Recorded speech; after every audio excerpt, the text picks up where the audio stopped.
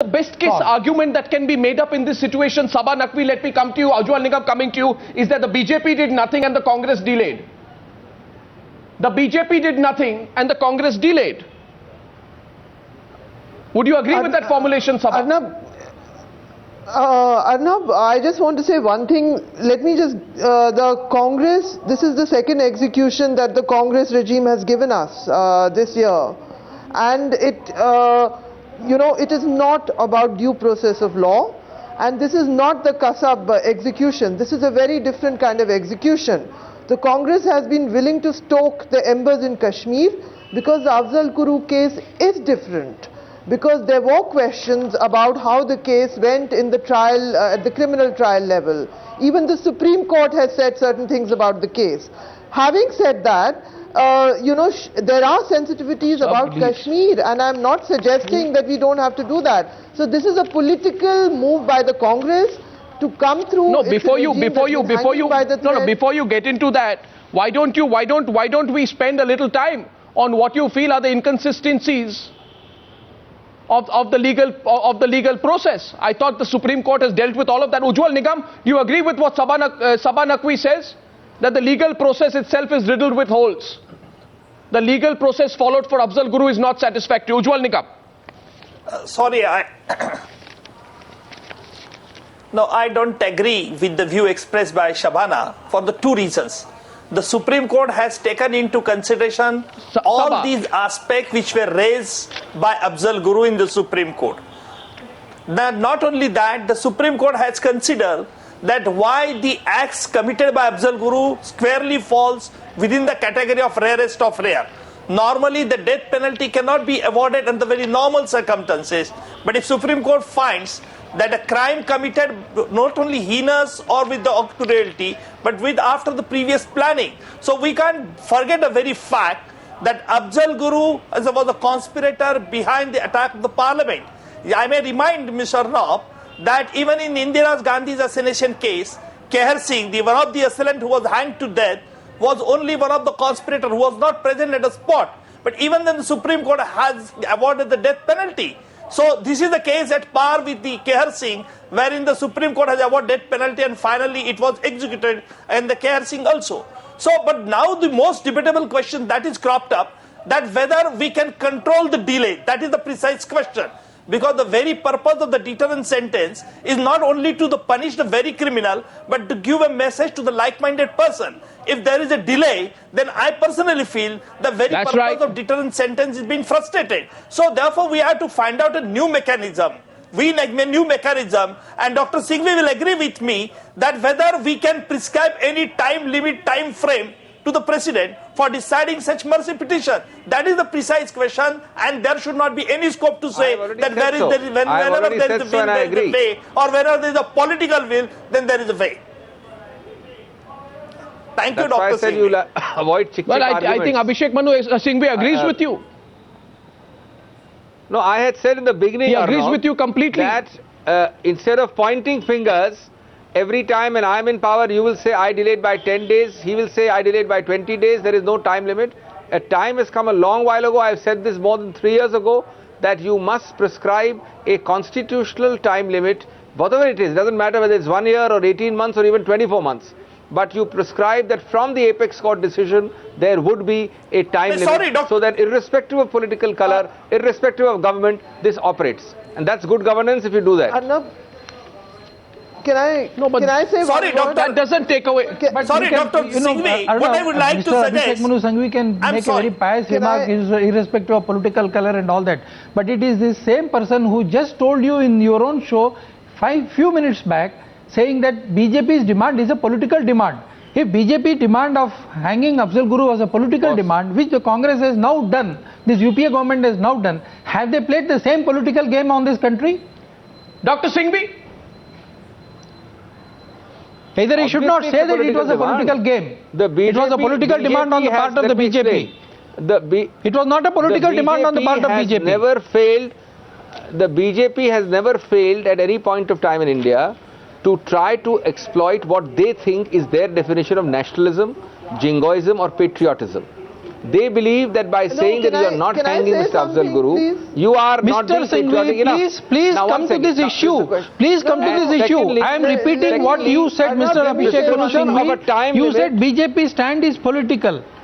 If BJP stand of hanging Afzal Guru was a political stand, and by hanging Afzal Guru, have you committed the same political crime that you are accusing the BJP of? No. You are completely... What was the intention? What was the motive I am not in delaying this execution? No. And what was the motive in accusing the BJP of making a political demand in the first place and then pontificating that we should keep politics out of all these things? Please explain. I am prepared to keep politics out of this. I am prepared to say that Rajiv Gandhi killers also should face the same consequences. I am prepared to say. What about Rajwana? What about Rajwana? What about Rajwana? Yes, what about? I am telling you on this program today. Yes, that dancing killers also should be treated on the same lines or the same path. Saying it is not enough. You are part of the government despite your position. 1 minute. Despite your position on terror, despite your position on no clemency on terrorists, your ally in Punjab is the advocate of clemency for the killer of Beyan Singh. UPA's ally in Jammu and Kashmir has also done the same thing. Doesn't matter. I want we are not pointing out. I want you to answer for the Punjab government. Yeah, we want the Punjab government to take the call on this issue and come clean on this. Yes, I am prepared to say it. What have you done so far? Arnab, please. Your state government, the Shiromani Akali Dal BJP government has filed a mercy petition on behalf of a man who is the killer of Beyan Singh and who said, let me complete that I do not believe in this constitution, in this law, and I do not want any mercy from a state which I don't acknowledge. I am telling you, why are you advocating for him? Let the law take its own course. That is let Supreme Court decide that issue. Let the Supreme Court decide that issue and go to a logical conclusion on this. How come you... even on this, even on Sabha, I want to go back to Sabha. Sabha, I find it interesting here. The moment I mention Rajwana, Seshadri Chari takes the line, let the law take its own course. Yes, this clearly, is exactly... Clearly, let her comment, please. Clearly, there is a lot of politics. This is what we said. This is what we said about politics. Rajiv Gandhi killers. This is what we are saying about the attackers on Parliament. And this is what we are saying about my point is politics is at the center of these decisions. Abhishek Manu Singhvi will not acknowledge that the delay is due to politics. You will not acknowledge the delay is the reason why your government in Punjab has become an advocate for a terrorist. Sabha, how are you viewing this? No, we are not an advocate of terrorists. No, a neutral voice. Sabha, you are putting words into my mouth. You have filed a petition on his behalf. If the government has filed a petition, you have filed a petition on behalf of Rajwana. Let the Supreme Court throw that petition out. You are scared of hanging a Babbar Khalsa terrorist given the strong sentiment that is there in the state, and there is no defense from that. That is your actually zeal, Mr. Seshadri Chari. That is your actually zeal as you take on the Congress party. No, not at all. It is. I want to get in Sabha here and then I want to get in Sabha and then go back to Abhishek Manu Singhvi. Sabha, is that not an actually zeal of the BJP? What's your take? Arnab, of course it is, and the BJP has always played this kind of politics about identity, but even the Congress is doing it here. The Congress, at this point, Arnab, let's not forget, why did the Congress choose for this particular file, this sensitive case to come up right now? Why did they do that at this point? They want to show that they're a strong nation. What are you alleging? Taken away What are you alleging? The BJP. What are you alleging? I'm saying they want to show that they are a strong party right now because there is this Modi shadow looming over Indian politics. They have taken away an issue of the BJP. The BJP, I know, is surprised that the Congress government has executed Mr. Afzal Guru. There is a political plan beyond this because laws do not move at this level beyond politics in this country, Arnab. So let's look at what the BJP, of course, plays politics. So does the Congress. No, Sabha, you speak for yourself, please. Sabha, don't speak for the BJP. Don't speak on behalf of BJP. BJP is not surprised. Sir, I have a question for Abhishek Manu Singhvi. So speak for yourself. I have a question for Abhishek Manu Singhvi. Can I finish? Dr. Singhvi, Mr. Chari keeps shouting. I'm not able to say anything sensible. In the past, I'm saying something. One question, sir. I'll give you full turn. So I want to ask this question to you. It is very relevant, Dr. Singhvi. Allow me one question to you, Dr. Singhvi. Then Home Minister Mr. Chidambaram went to the extent of accusing the BJP of looking at the issue through a communal prism. And he said, and I quote, April 7th, 2009, sir, there are cases much above in that list where the death penalty is being reviewed. Mercy petitions have been pending. and no decision has been taken to execute the death sentence, and therefore to take up Afzal Guru's case as an isolation, then I am afraid that one has to suspect that you are looking at it through the religious prism. This is April 7th, 2009, sir. As recently as April 7, 2009, Mr. Chidambaram said this. You said Q, Mr. Chidambaram said religious prism. Sheila Dikshit said law and order. Tonight there is neither a religious prism, the Q has disappeared, and there is no law and order problem in Delhi. Now can I answer, Arnav? If you'll allow me to make 3 or 4 points in less than 2 minutes, please, without interruption. Point number 1, none of what I said, Mr. Chidambaram said or Sheila Dikshit said should suggest to anyone that there is a queue cast in stone, because a logical corollary of what you are saying is, in that case, a person would not be executable at all. If what you are suggesting, in the way you are interpreting it, is that according to Sheila Dikshit, once she said that there is a possibility of a law and order, it can never be executed. Afzal Guru can never be executed. Nobody has said so. We have Afzal Guru. There have been perceptions, and government, state and central take a holistic view, and a point of time will come when he would be executed, but there will always be an argument. It's before a parliamentary session, it's after a parliamentary session.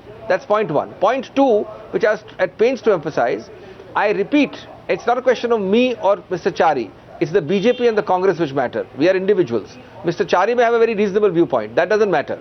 The BJP's viewpoint has been completely political, partly communal and partly jingoistic. The 3 examples are clear. I asked those 3 questions and there's no answer till now. Question number 1, from 98 to 2004, the so-called Loh Purush, how many did he execute, including the killers of Rajiv Gandhi? Question number 2, in Rajona, I asked this question specifically, and the point you've raised, but I want to ask a very specific question. We said very well, you are saying BJP that the Badal government is doing it. Are you prepared to condemn the Badal government on this issue? Absolute eloquent silence from the BJP, even today. You didn't answer my question, but anyway, it's what the last response from Seshadri Chari before the break. Number 3. See, the question here is, okay, BJP was absolutely on the wrong side till 2004. From 2004 to 2012, on Rajiv Gandhi killers, what has the UPA government done? Can you please answer? Number 1. Number 2. We never Why did Rajiv Gandhi's daughter visit the killers of on these issues? Her father? We never shouted on these issues. And what conspired between them? Will you answer this to the parliament, please? And number 3, on all these issues, what is your stand? Okay, well, I think there's a tossing. Both sides are tossing. Both sides are tossing to each other. No, I think you're tossing questions have been. No, I think because these questions have been raised. I am saying specifically, if you want to play politics, we are prepared to play that game. Well, I think there needs to be absolutely no politics on terrorism. If there has to be no politics on terrorism at all, I am prepared to come on stage. I am prepared to come on stage and say that Rajiv Gandhi killers should not be given any mercy. First, Bain Singh's killers also should not be given any mercy. Just as Mrs. Indira Gandhi's killers were not given mercy. Ladies and gentlemen. The attackers on Parliament was not given mercy, and it was a correct decision. Taking a short break. And if the judiciary has to take its own course of action, let the judiciary take its own course of action. A very short break here on Times Now. The debate will continue on the other side.